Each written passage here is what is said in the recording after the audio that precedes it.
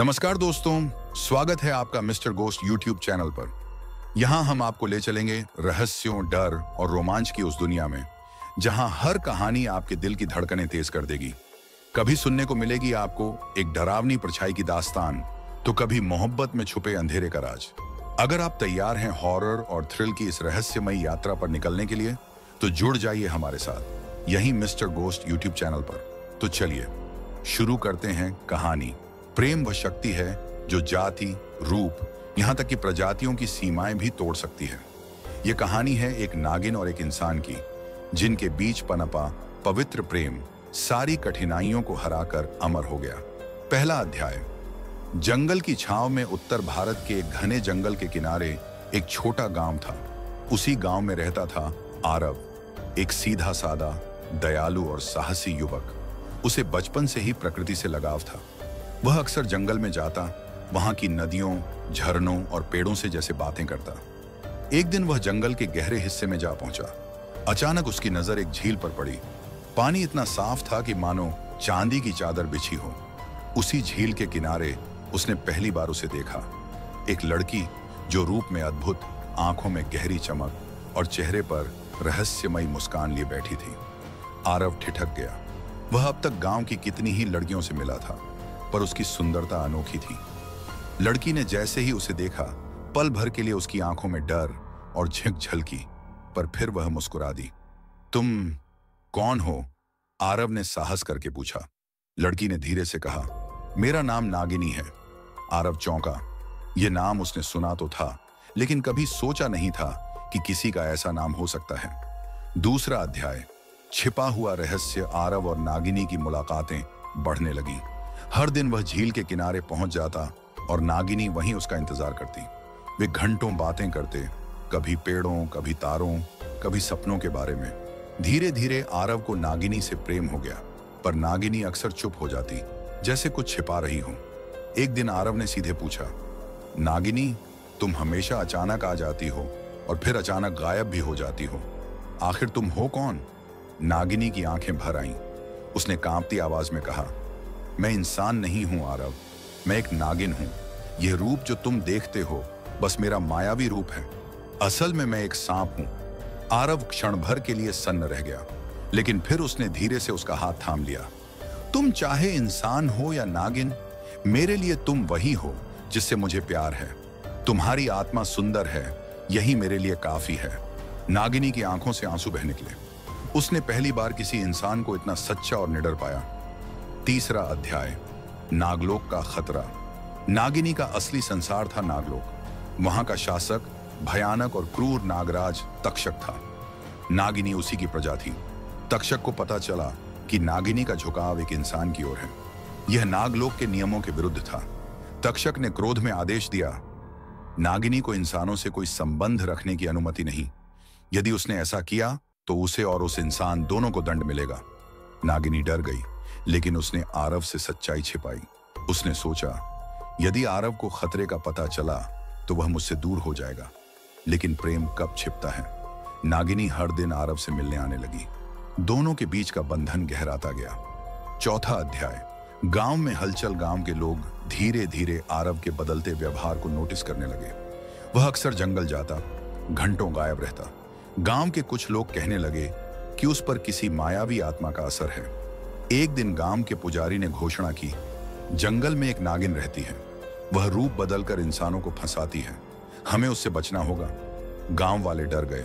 कुछ लोगों ने तो आरव को चेतावनी भी दी, सावधान रहना, कहीं नागिन तुम्हें अपने जाल में न फंसा ले। आरव ने बस मुस्कुराकर कहा, अगर वह नागिन भी है तो भी वह बुरी नहीं, उसका दिल बहुत पवित्र है। पांचवां अध्याय। प्रेम की स्वीकारोक्ति। एक चांदनी रात झील के किनारे आरव ने अपने दिल की बात कही दी, नागिनी, मैं तुमसे जीवन भर का साथ चाहता हूं। चाहे तुम इंसान हो या नागिन, मैं तुम्हें अपना बनाना चाहता हूं। नागिनी की आंखों में आंसू छलक उठे। उसने अपने असली नाग रूप में आकर कहा, क्या तुम अब भी मुझे स्वीकार करोगे? आरव ने बिना डरे उसे गले से लगा लिया। तुम्हारा रूप चाहे कैसा भी हो, पर मेरा दिल सिर्फ तुम्हारा है। उस क्षण से उनका प्रेम पवित्र बंधन में बंध गया। छठा अध्याय। नागराज का प्रकोप तक्षक को जब यह खबर मिली तो वह क्रोधित हो उठा।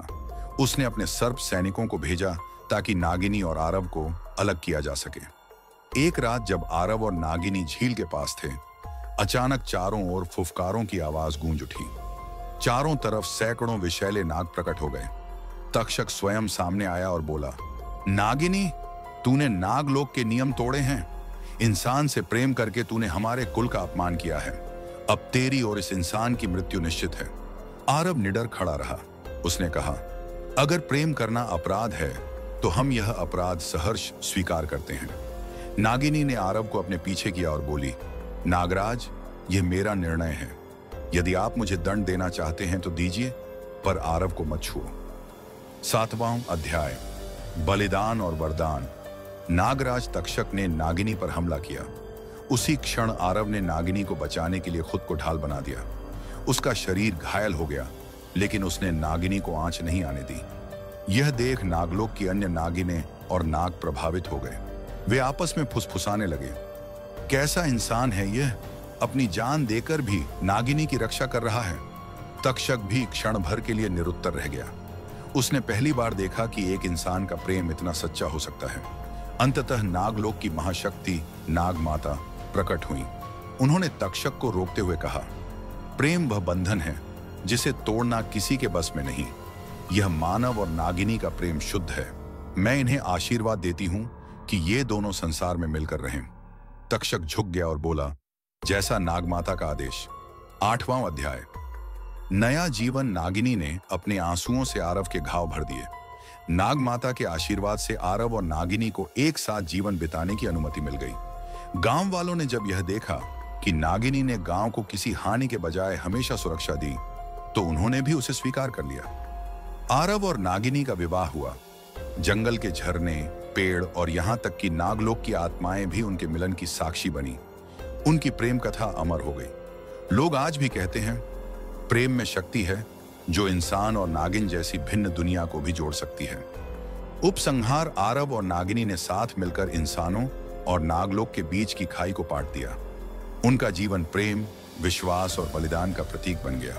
आज भी जब कोई उस झील के पास जाता है तो हल्की फुसफुसाहट सुनाई देती है।